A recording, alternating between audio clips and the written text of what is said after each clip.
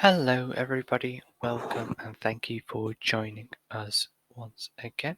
We have another poem, and this is the final poem in the Power and Conflict collection. And this is Checking Out Me History. Now, this is probably one of the two poems as well I would begin with when introducing poetry to someone. Now, for those year 11s that are watching this now, very close to the exams, sadly, there's not really much time to sort of get yourself eased into the different poems. But certainly, this is perhaps one poem that you could look to go with if given the opportunity. Okay, so let's have a look at this. So this is another poem that does require quite a bit of knowledge actually, not quite a bit, of the historical context and what really is happening. So this poem was produced by John Agard, and he, of course, is someone who's born within Guyana, a Caribbean country, but he moved to Britain in 1977 as well. And the poem was published in 2007.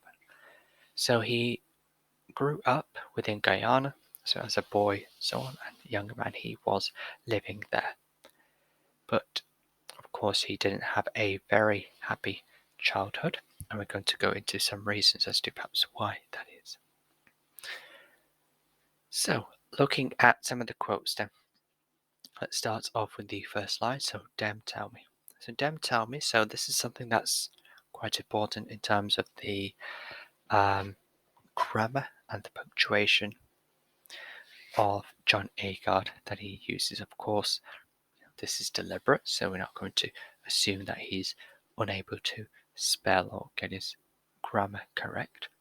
But of course, this would be deliberate, and one of the feelings that would be expressed from this is celebration. So, celebration of how perhaps people would speak within the Caribbean, and as I say, this would be something that is reflective of that. So, we can sense we can gain a great sense of joy and pride from his own heritage. And that's something that is repeated throughout as well. Trying to put that forward. So, whilst he does experience other feelings as well, and he shows that, this is perhaps something that is overwhelming, really.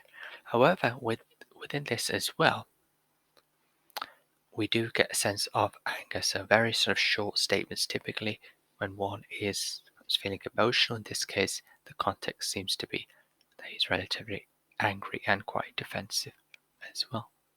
So it seems to be that someone has rattled him, and of course, we're going to learn that this seems to be the British as well. Okay, so moving on to our next quote, we'll have a look at Hopeful Stream to Freedom River. So this is in relation to Nanny de Maroon. So it is useful to know about some of the characters that are perhaps mentioned, and then you're able to get a little bit more of an idea of some of the characters that he's putting forward. Because, of course, he feels that his identity has been taken away from him, and this is ultimately what this poem is about. He talks about a lot of the characters from British history that he was taught, however, none from his own Caribbean history. And he's looking to mention them and celebrate their success and their contribution to his own history. Of course, towards the end as well, he talks about how he's going to now create his own identity. So his identity has more or less been taken from him. So if you do get a theme question in relation to identity, then this is a really good one that you'd want to consider using. So go back to this quote then. So hopeful stream to freedom river. So the type of language is something that you could really comment on here. Comparing Nanny de Maroon, who is a leader of the Maroons, and they were slaves, runaway slaves. They led a resistance against the British. So this is something that you can dig into further. I'm just going to have a look at this word choice here. So it seems that Nanny de Maroon is someone who perhaps seems to be relatively well connected spiritually, and really she was able to give them hope and provide a sense of perhaps liberty as well, that life will soon get better. They will be free from the um, tyranny of the British, and of course, they'll be able to rule and live independently as they would hope to do. Now, if we link this back to some of the key feelings and themes overall, in terms of the effects of conflict, then Agard we can say is showing that this is the effect of conflict. For example, people being robbed of their identity, and this is really the case here with Agard. Of course, this is why he has anger towards the British as well. However, we can say there's a bit of a critique of violence and those that are perhaps imposing their views and engaging in conflict as well. But with Nanny de Maroon, given that she is a leader of a resistance group, you can imagine that there would be some conflict there involved too. So whilst we can say Agard is criticizing conflict and those that are perhaps engaged within this, we could also pick up that it seems to be almost necessary within this world and almost inescapable. So that's something that's quite interesting here as well. Some of the other characters as well, those from his own history. There's not too many sort of mentioned here that would be considered to be sort of intellectuals, those that maybe contributed within literature or science or something of that nature. They are typically those rulers, for example, Toussaint Louverture, who's a leader who led slaves to victory in the Haitian Revolution as well. So the majority of the characters seem to be those that perhaps involved in some sort of war and conflict as well. So there is a lot of conflict also being mentioned in terms of the characters that he's also supporting. However, of course, he feels that they deserve to be celebrated as opposed to some of the other British characters. So, for example, Robin Hood, who's mentioned later. Okay, so the final quote I've gone with, which is the main quote as well among the three, which is I carving out my identity. So, sort of talking about him specifically now, so this changes. So in the final stanza he mentions this as well. So I checking out history and I carving out me identity. So he's now just mentioned that he's seen his history, he knows what it's about, and of course now he's going to look to establish his own identity. And given that perhaps he's doing this at a much later age than most would want, kind of gives us the idea that he's, of course, or allows us to understand why he's feeling quite um, angry and disgruntled by it. The carving is something that's quite interesting, so really just indicating the amount of effort, just like when carving something, any sort of material or so, a lot of strain, physical effort perhaps may be required and involved within it.